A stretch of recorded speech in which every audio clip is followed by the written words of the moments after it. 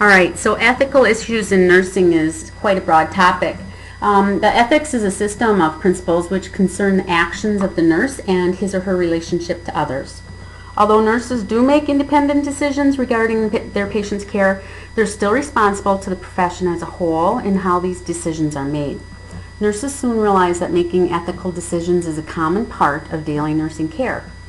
Ethical decision making is a skill that's learned, and it's an essential component of competent care.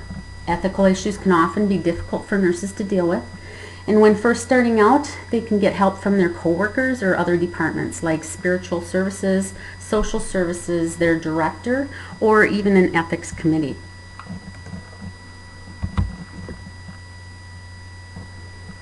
The definition of code of ethics is ethical principles that govern a particular profession.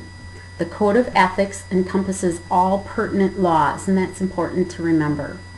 A code of ethics is a guideline of general statements, and it does not give specific answers to possible ethical dilemmas. If there's an ethical dilemma, always refer to the code of ethics along with talking to your manager or supervisor and the ethics team or committee. Ideally, a profession's code of ethics should be reviewed periodically and updated to reflect the needs of the changing society. As we know, many things have changed over the last 10 years. The code of ethics must reflect these societal changes as well. The American Nursing Association Code of Ethics is an adopted code of ethics for the nursing profession. Other code of ethics exist, such as in the Canadian one. The American Nurses Association Code of Ethics has been acknowledged by other healthcare professionals as well, and as one of the most complete codes. It's often used as a benchmark with other codes.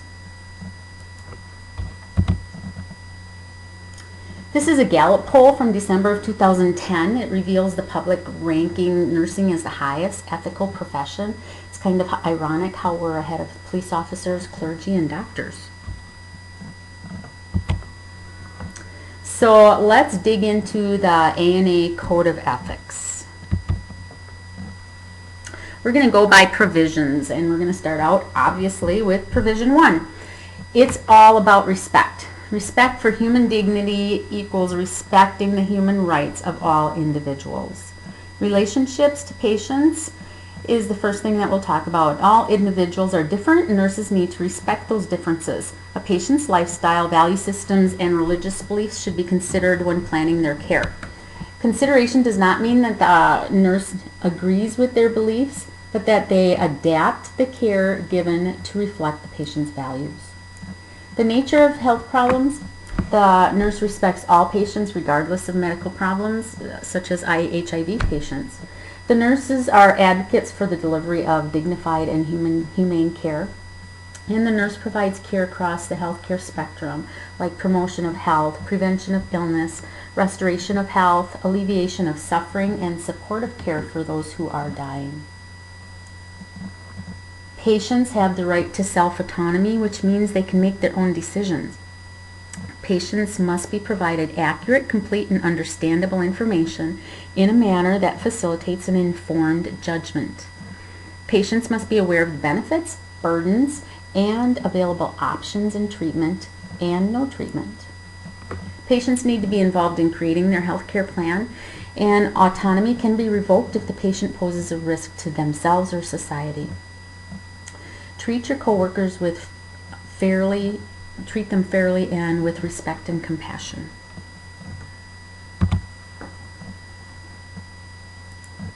Provision 2 is about commitment to the patient. The nurse should put the patient's interests first, may include the individual, their family, a group of people, or a community. And the plan of care must reflect the uniqueness of the patient. They must be an advocate for the patient. If the patient's wishes are in conflict with others, the nurse seeks to help resolve the conflict. And if this is not done, patient medical compliance is decreased. The nurse should examine the conflict and try and resolve the conflict in a way that ensures patient safety, puts the patient's best interests first, and preserves the professional integrity of the nurse. Nurses must work with the healthcare team and the patient and family to attain a shared goal.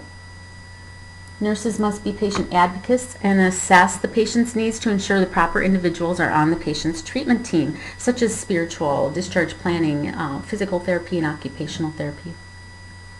And then the nurse practices medicine every day, and as a nurse we need to remember many of these situations are new for the patient. We need to be respectful to the patient and their family. The intimate nature of nursing care, the involvement of nurses, stressful situations, and the mutual dependence of colleagues working in close concert all present the potential for blurring the limits to professional relationships. Facebook and other forms of social media are a no-no when it comes to patient care.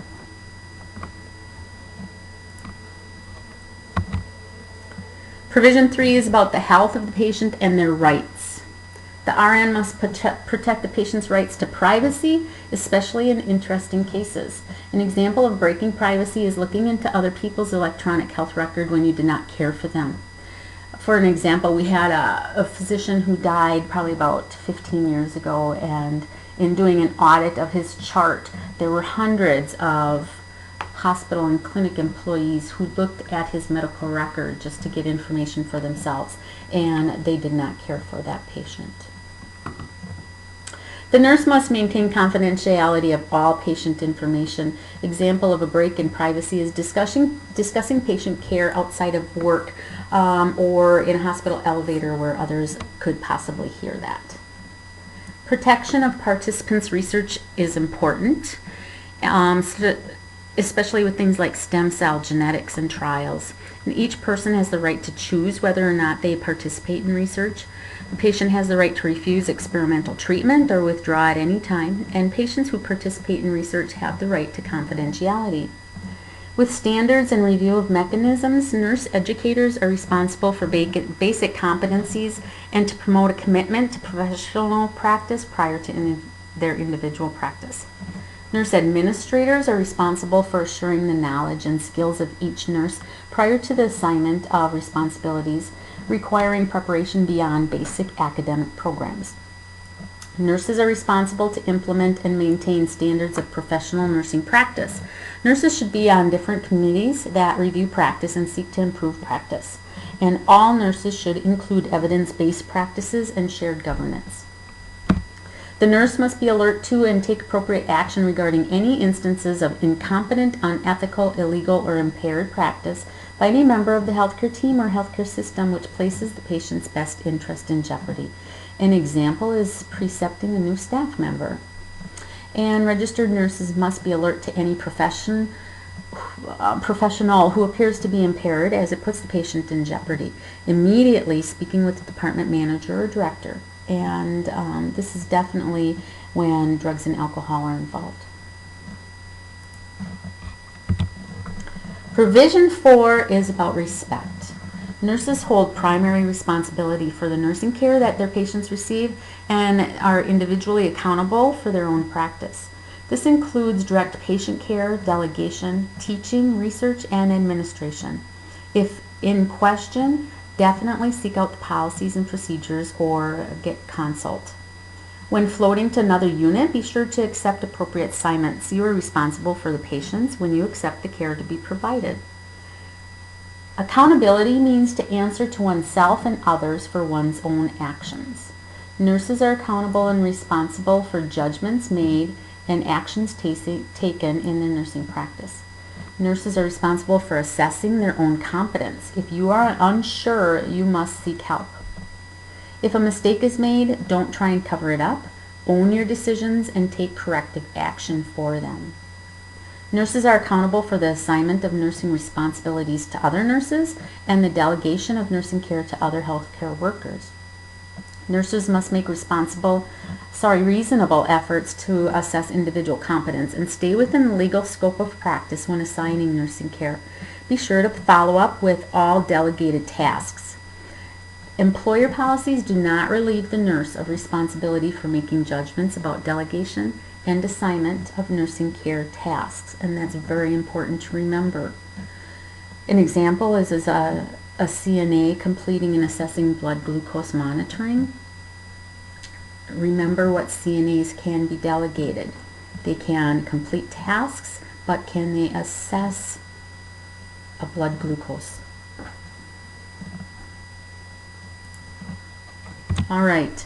Provision 5 is about personal competence and our own value. Now, we must pay ourselves respect in order to treat others with respect. We should keep ourselves healthy and hold our bar high so we're treated with respect by others. It is okay to demand respect from your patients when they step out of line. You just have to do it carefully. Professional growth and maintenance of competence is important. Peer review and self-assessment should be done on a minimum of once a year. And lifelong learning is a must in the ever-evolving healthcare world. Sound ethical decision-making requires the respectful and open exchange of views between and among individuals and relevant interest. The nurse must make sound judgments in his or her daily and work life without pressing these values onto others. Preservation of integrity must be done at all times. Do not put yourself in a compromising situation. As a nurse, you must always think of the code of ethics. What is right and what is wrong. Do the right thing for the patient and yourself. Provision 6 is about increasing quality in a healthcare facility. Influence of the environment on moral virtues and values, which are habits of character that predispose a person to do what is right. They include honesty, wisdom, and courage, and this will help a patient also do what is right. Nurses should promote habits to create an environment that ensures the values of human dignity, well-being, and health, and that's something that you should live by every day. Nurses should be involved in policy and procedure writing, working conditions, the peer norms, and things like an ethics committee. The nurse is responsible for contributing to the moral environment within the healthcare environment. And don't shortcut care. Again, do the right thing. Provision 7 is about advancing the profession. Through active involvement in nursing and in healthcare policy is how this is done. Nurses should in some way be involved with leadership and organizational activities. An example is being in a collaborative practice. Be on a committee that can help shape your practice.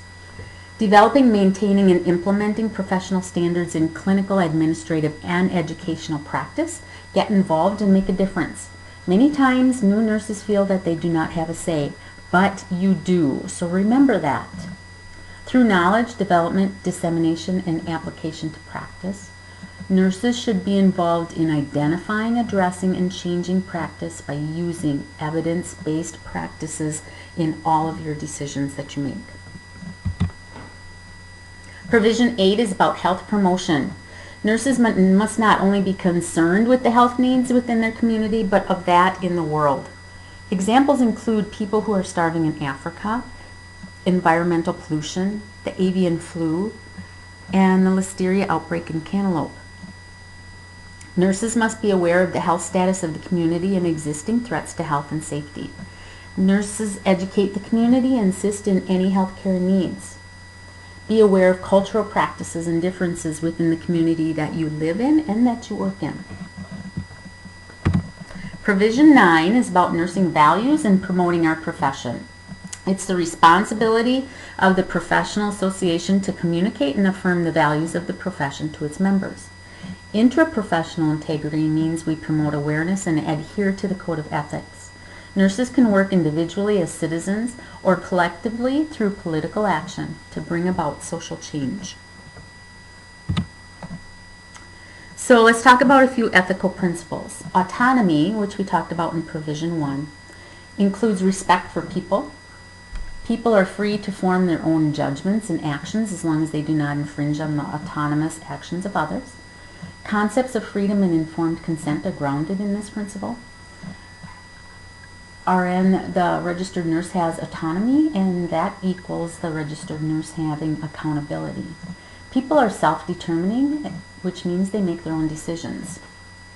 Patients must be competent and able to rationally make decisions, however, and they make their own healthcare decisions even when the healthcare provider doesn't necessarily agree with the choices that they make. Informed consent and understanding of what will occur, side effects, and findings is required. Now, important thing to note is the registered nurse should assist and support the patient so they are able to function on their own and make their own choices. This might include getting an interpreter if the patient and family do not speak English. That would be a simple intervention for you. Limitations are if a person poses a risk for others, or they're unable to make decisions for themselves, such as somebody with dementia or maybe a person who is mentally handicapped. An example is a patient with TB who refuses to be treated. They are posing a threat to others. This person can be forced to undergo a medical treatment plan. They can be forced to be in quarantine, hospitalization, or other treatments as determined necessary by the medical team. Justice was talked about in Provision 3. It is the registered nurse's responsibility to act as a healthcare advocate with all patients and conditions, equality and fairness to all to ensure proper care. Report incompetent, unethical, and illegal practices objectively and factually. So an example is you see a registered nurse abusing narcotics, or you believe a registered nurse is abusing narcotics. What do you do? Another example is moving the least critical patient out of the ICU because of overcrowding so that other critically ill patients can be cared for. Now, distributive justice is when all people need to be treated equally no matter what their condition or demographic information is. This includes equal access to health care. So what about illegal immigrants? They are still people and we need to do what's ethically correct for them. There are some limitations, however. So an example is a medical assistant patient was diagnosed with diabetes mellitus years ago, but refused to follow medical direction, including their diet and their medical management. He now presents in need of a pancreas transplant. Because of the patient's non-compliance, he or she may be denied a transplant. This is often true for patients who need liver transplants as well, but they are alcoholics. Beneficence is to promote goodness, kindness, and charity, to abstain from injuring others, and to help others further their own well-being by removing harm. Risks of harm must be weighed against possible benefits. Common bioethical conflict results from an imbalance between the demands of beneficence and those of the healthcare delivery system. Doing good goes beyond providing competent care to patients. It requires the healthcare worker to take a holistic approach to the patient, so consideration of their beliefs, feelings, wishes, and that of their family. The difficulty is that registered nurses can have a difficult time determining what is good for another person and who can best make the decision about this. So let me give you an example. A man is in a motor vehicle crash in which a metal pole has passed through his body. After 6 hours of surgery, the provider couldn't repair all the patient's injuries, so the patient is not expected to live past 12 hours. After surgery, the patient becomes conscious but has an NG tube, is NPO, IV fluids are running, and he has a fever of 105.2. The patient asks the registered nurse for a drink of water, but she refuses as the MD is written to keep the patient NPO. Family understands the patient is going to die, but the registered nurse continues to follow the physician's orders to the T, and no water or water swabs are given to the patient or the family. The family asks the registered nurse to call the physician, but she refuses as it's 2 o'clock in the morning. Because of this, the patient becomes extremely agitated, begins yelling out, and his vital signs become elevated. 6 hours after surgery, the patient dies. The registered nurse was not taking a holistic view of the patient. Could they have called the physician or offered the patient swabs? So in violation, registered nurses who abuse their power to harm another. An example is the patient wants Vicodin, but the registered nurse gives the patient Tylenol and takes the Vicodin herself. Let's talk about non-maleficence. It implies a duty not to inflict harm, to abstain from injuring others, to help others further their own well-being by removing harm. Ethical mandate that we will not intentionally do harm and lessen negative effects as much as possible. Florence Nightingale said, "A patient should be no worse for having been nursed." Healthcare providers must protect those from harm who cannot protect themselves, like children, mentally disabled, unconscious patients, or those who are too weak or debilitated to protect themselves. In healthcare, this term is often violated in the short term to produce a greater good in the long-term treatment of a patient. So an example of intentional is a patient may undergo a painful, debilitating surgery in order to remove a cancerous growth to prolong his or her life. An example of unintentional is not performing sterile technique on a central line dressing. Patient becomes septic and length of stay is lengthened. Also, not reporting unethical practice and not reporting substandard practice. So at times, the risk for harm of a particular treatment must be weighed against the benefit. For example, a person with congestive heart failure needs to have Lasix, but they also have renal failure. So think about that fine balance that you have to have there, and what benefit outweighs the risk. Fidelity is the obligation to stay faithful to agreements and responsibilities accepted as part of the nursing profession. Nurses have many commitments. This includes to other nurses, to the patients, to their team members, spouses, kids, and to themselves, actually. Fidelity supports the concept of accountability. Conflicts with this principle occur because people are placed in situations where they have to choose work, themselves, or their home life situation.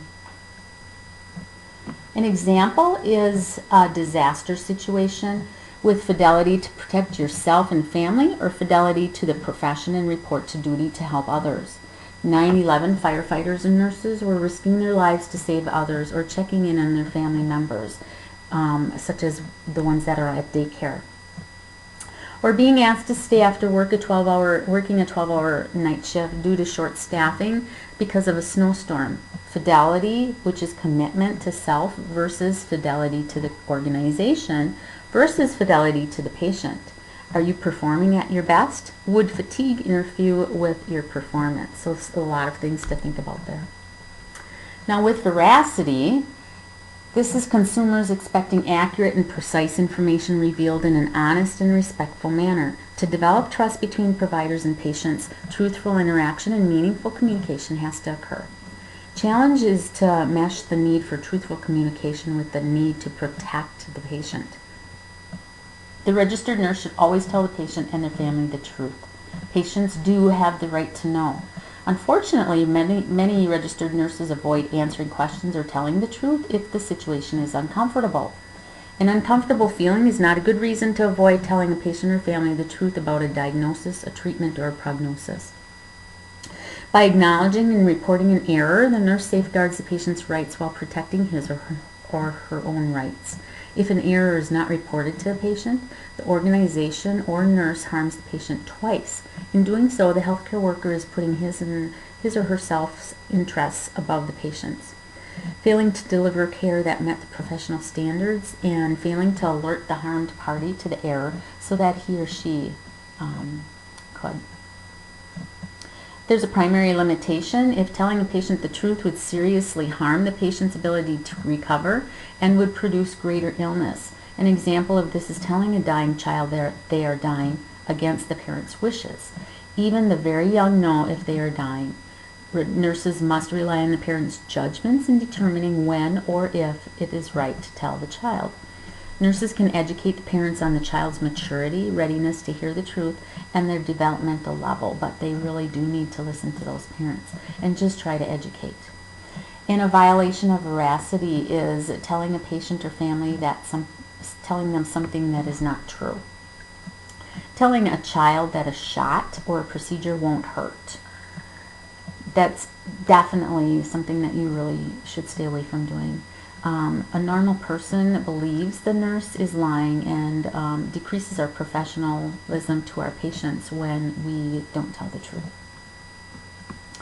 And then advocacy is patients depending upon the nurses to ensure that they are receiving proper care, and assisting patients navigate through the fragmented healthcare system to ensure proper care. Definition for ethical theory is a system of principles by which a person can determine what ought and ought not to be done.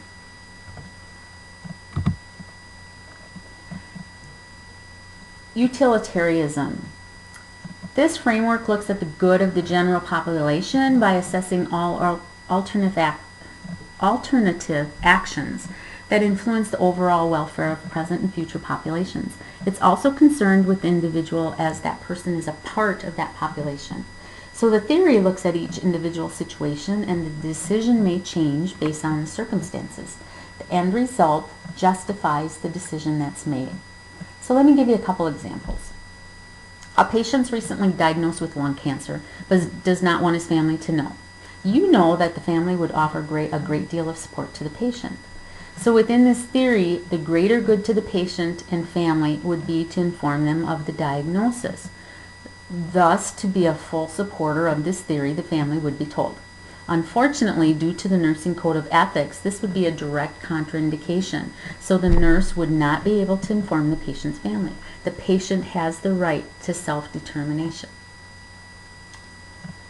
The other example is ER triage is often based off of utilitarianism.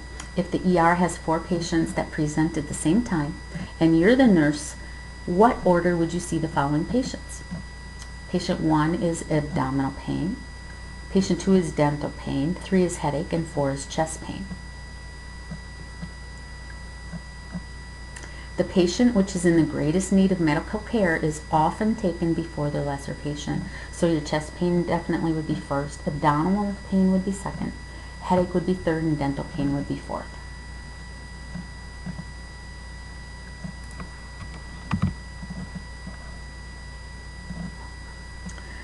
So another example of utilitarianism is a single 23-year-old mother who's on welfare becomes pregnant with her 5th unwanted child. Under this precept, an abortion would be ethical because the greatest good and the greatest amount of happiness are produced by aborting the unwanted child. Reasons for the abortion: the 5th child wouldn't be a financial or social burden to society, better for the mother's emotional and physical health, and the 5th child would not be raised in a dysfunctional situation, such as the unwed mother and questionable parenting skills. Utilitarianism doesn't care about the bias or what others think. They create their own rules based on situational circumstances, always changing perspectives depending on the situation. This viewpoint could change based on the situation. If the mother was disowned by a multimillionaire, the view may be changed to keep the baby. If the 5th baby was the only boy born to the family, he would then be the heir to the entire state. This child would then contribute to the greater good of the family and society. So quite the example there, isn't it? Some advantages for utilitarianism are when a follower can justify many decisions based on the happiness of the public. Bioethical decision making, such as individuals determining which actions will lead to the greatest ratio of benefit versus harm for all persons involved in that situation. And some theories are that utilitarianism that nurses would support the following: support the greater good for the greatest number of people, like in quarantine when there's TB, avian flu, or a pandemic, and then including immunizations in that as well. Some theories that registered nurses would not support: organ donation preference to only very intelligent people or those with a great deal of wealth versus the common lay person. Think how things can easily change if the wrong people are making the decisions. Disadvantages to utilitarianism: happiness. What constitutes happiness? Average happiness of all, or total happiness for a few? Where do minority groups fit into this equation when decisions are based on the greatest good for the greatest number? Because individual happiness is key, one must consider how to make decisions when the individual's happiness is in conflict with that of the larger group. So an example is a mother that wants to keep a child and not abort for her own happiness, even though a follower would say to abort as it is better for the society. And then, does the end really justify the mean? Let's look at 2 cases. Let's talk about the Nazis. United States Holocaust Memorial Museum in Washington, D.C. Within the death camp, there were many medical experiments done on children and adults to help them prepare for the war, such as submerging in ice-cold water, removing parts of the brain to better understand it, and things like that. And then Tuskegee syphilis experiment in 1932 and 1972 in Tuskegee, Alabama, by the U.S. Public Health Services to study the natural progression of untreated syphilis in the poor rural black men who thought they were receiving free health care from the U.S. government. Well, it's quite a different take on that, isn't it? All right, deontology. Focus is on duty. Deon means duty. When we follow our moral duty, we are behaving morally. When we fail to follow our moral duty, we are behaving immorally. Decisions could become universal law. It's important to remember.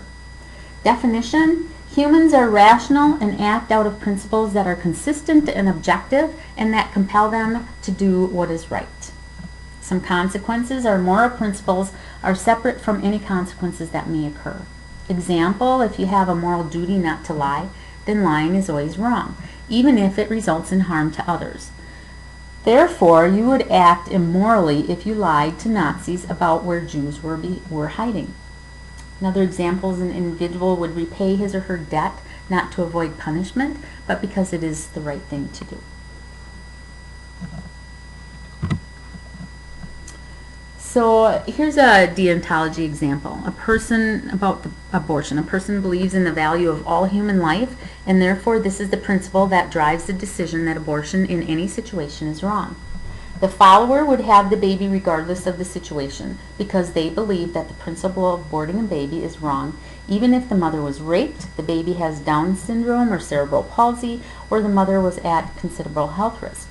On the flip side, if they felt it was right, then the situation is right and the following could happen: a late stage abortion, early stage abortion, even if it's against the father's wishes.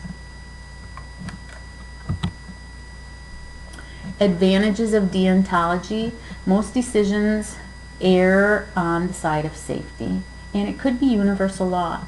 Some disadvantages, however, are in reality there are probably few pure followers of deontology, because most people will consider the consequences of their actions in the decision-making process. What happens when principles conflict with each other? Let's think about confidentiality. We respect but want to know if our 17-year-old daughter has had an abortion. Viewpoints and life experiences can change how we approach a situation. Over time, we approach situations, our approach to it may change based on our past knowledge and experiences.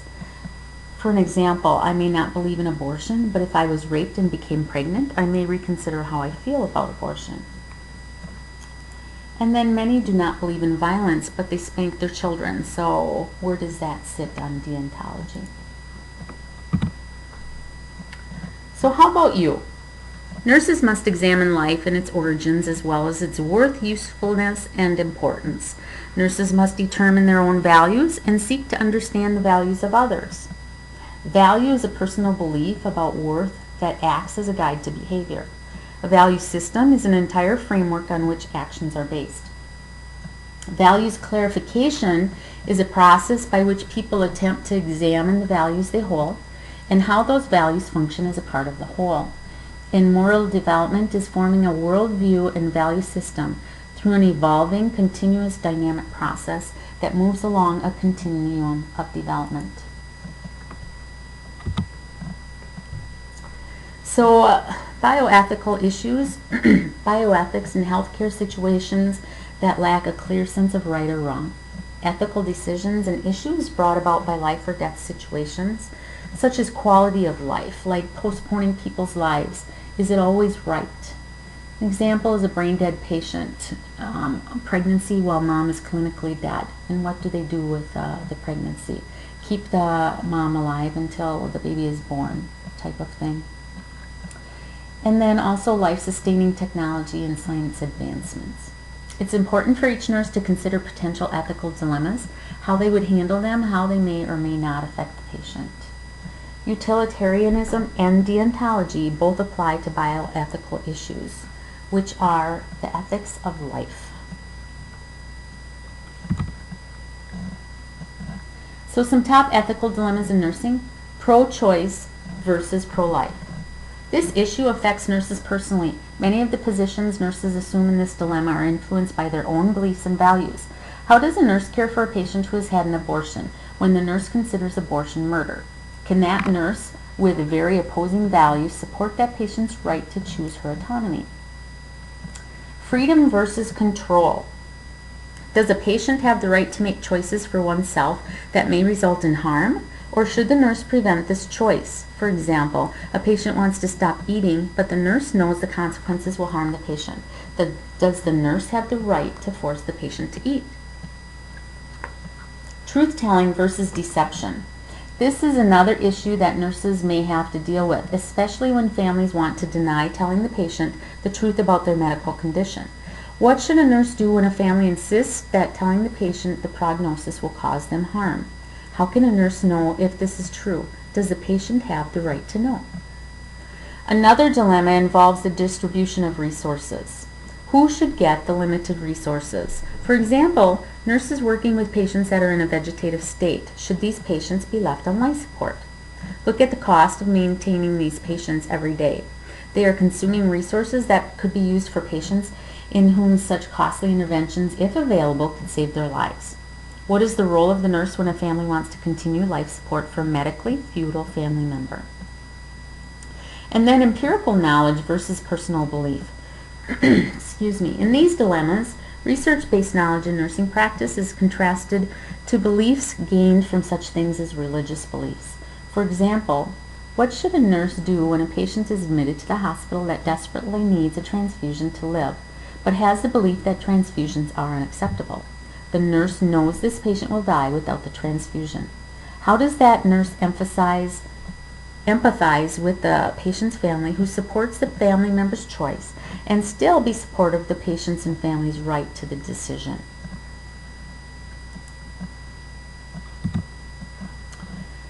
Abortion evokes strong emotions in many people. Because of its religious, ethical, social, and legal implications, abortion touches everyone. There's often very little middle ground with this dilemma. People are often either pro-choice or pro-life. An abortion could be either unplanned, elective, or therapeutic. Unplanned is a spontaneous abortion. Elective, the woman chooses to end the pregnancy. And therapeutic, when it's recommended by a physician when the pregnancy could endanger the mother's health, like severe cardiomyopathy. A partial birth is illegal. Deontological perspective, abortion reflects a basic conflict of rights. The conflict lies in the mother's right to self-determination versus the fetus's right to live. Abortion is not advocated, but the right to self-determination is. Self-determination is the basis of Roe versus Wade. A utilitarian perspective is abortion is based on the consequences of having one or not. They look at each case and determine if it is right or wrong.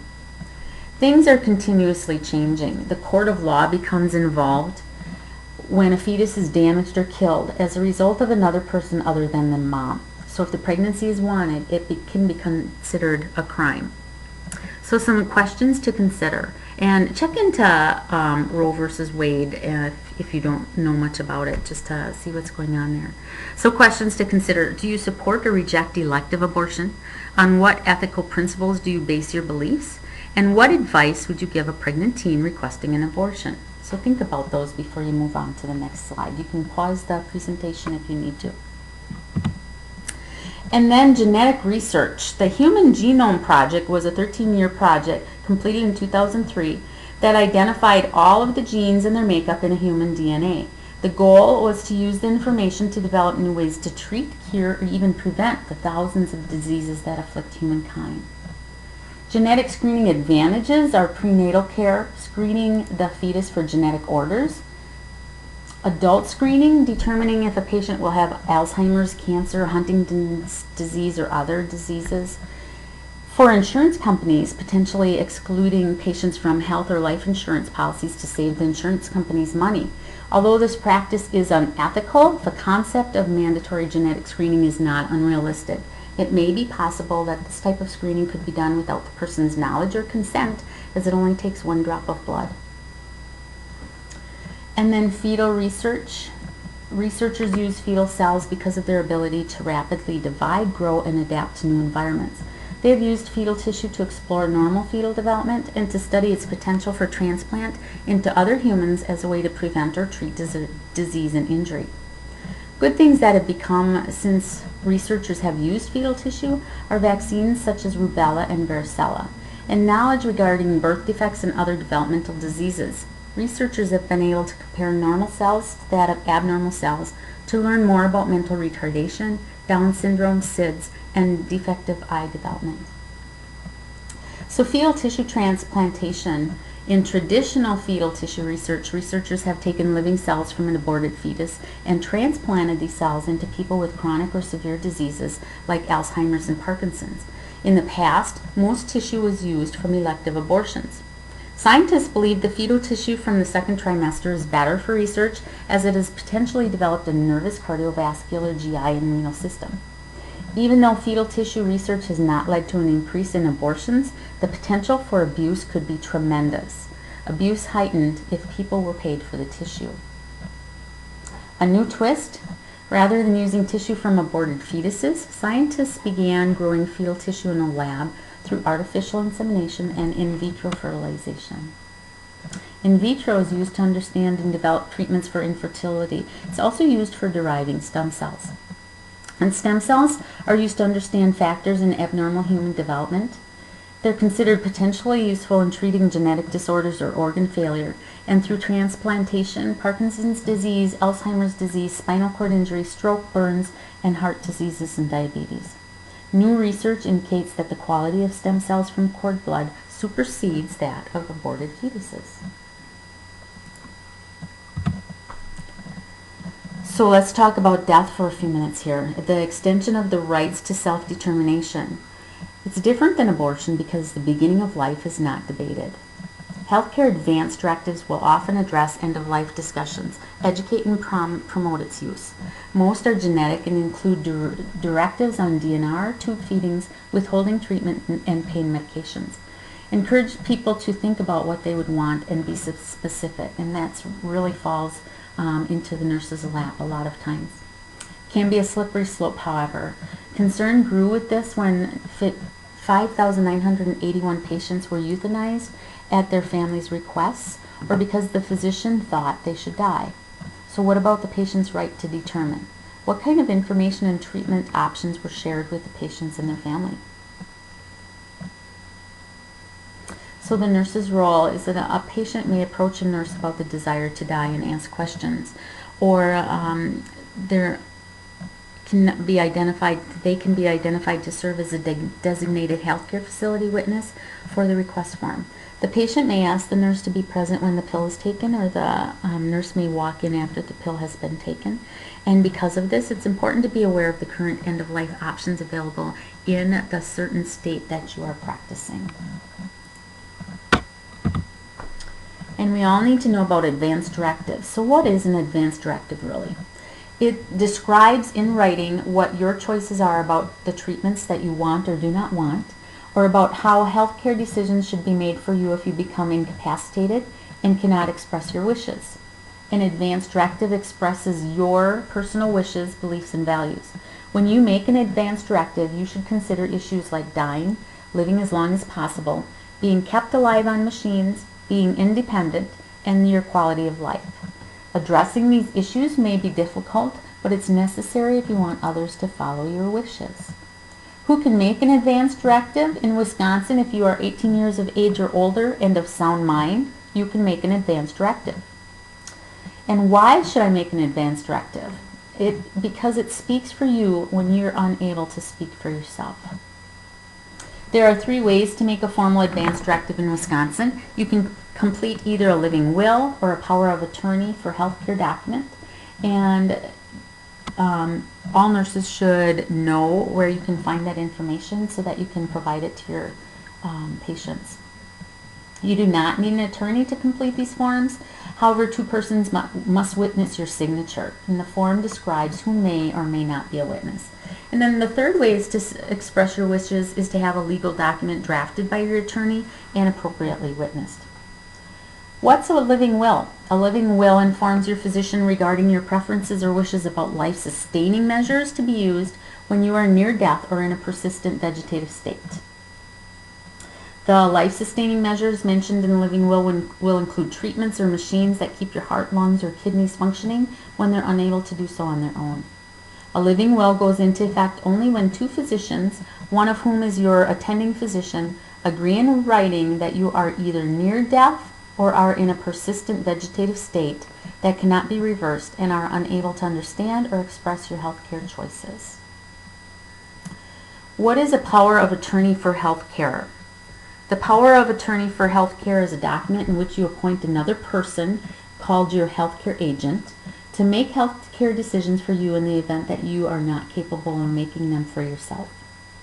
A healthcare agent can make a wide range of healthcare decisions for you, such as whether or not you should have an operation, receive certain medications, or be placed on a life support system. In some areas of healthcare, your healthcare agent is not allowed to make decisions for you unless you give him or her specific authority in those areas when you complete the form. These areas are admission to long-term care facilities, limitations on mental health treatment, healthcare decisions for pregnant women, pregnancy care, and provision of a feeding tube. Your healthcare agent will make decisions for you based upon your directions, his or her knowledge about you and your wishes, and his or her opinion about what is best for you. It's important to choose someone who knows you well and to discuss your treatment preferences with him or her in advance. You cannot include specific instructions about the type of treatments you want or do not want, like surgery, when you are completing that form.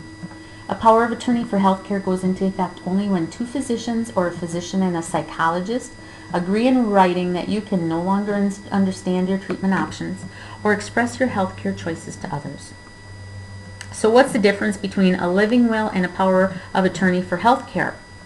So the living will goes into effect only when your death is very near or when you are in a persistent vegetative state and you have lost the ability to make medical decisions. It deals only with the use or non-use of life-sustaining measures. A power of attorney for healthcare goes into effect when you are incapacitated and can no longer make healthcare decisions, but you do not have to be close to death or in a vegetative state. The power of attorney for healthcare also allows another person to speak for you and make healthcare decisions for you that are not limited to life-sustaining measures. The type of decisions this person can make depends on how you complete the form.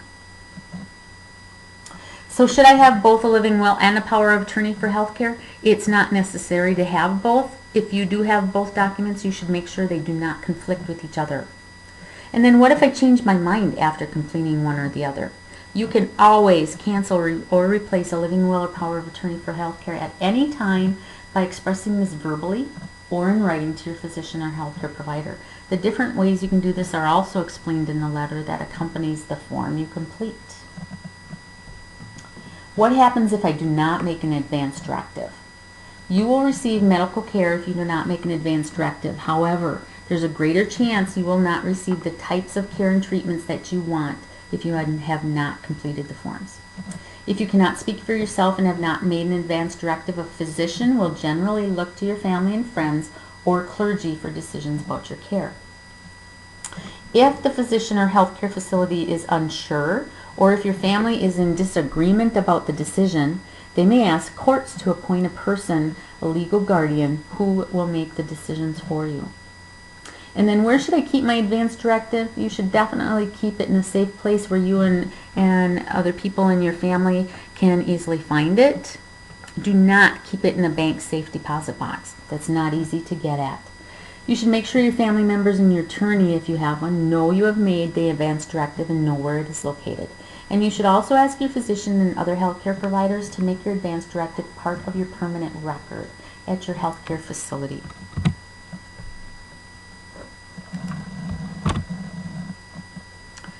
So what about organ tissue donation? Types of organ donation. A living donor donation can be done such as giving a kidney or part of a liver or bone marrow. A declared living dead, when the donor is declared brain dead, can give heart, lungs, and any other viable living organ or tissue. And then when a patient is deceased, they can donate their tissue, skin, corneas, or be a cadaver. So you and organ donation, the organ procurement organization gets called whenever a person dies. Does your family know of your wishes? You have to make sure of that. You can note on your driver's license if you want to be a donor. And have you signed up on the organ donation registry? Is it stated in your power of attorney for health care as well? Children are a sensitive case when this comes into play. It's the right that the parents get to make the decision for the child. Parents have the authority to make all decisions for the children until they are an adult. Should the child's wishes be considered in the decision-making process? What do you think about that? Can a child be forced even if they do not agree with donation? And at what age should a child have a say in his or her care? So here's an example. What if a child wants to donate a kidney to their sibling? Do the parents have sound judgment abilities, or are they too emotionally connected to help that child make that decision? Are the decisions made in the best interest for both children or just the child in need? Another example, a teenage child develops leukemia. The only way to save her life is with bone marrow transplant. Unfortunately, no donor can be found. The parents decide to have another child with hopes that the new child will be a match.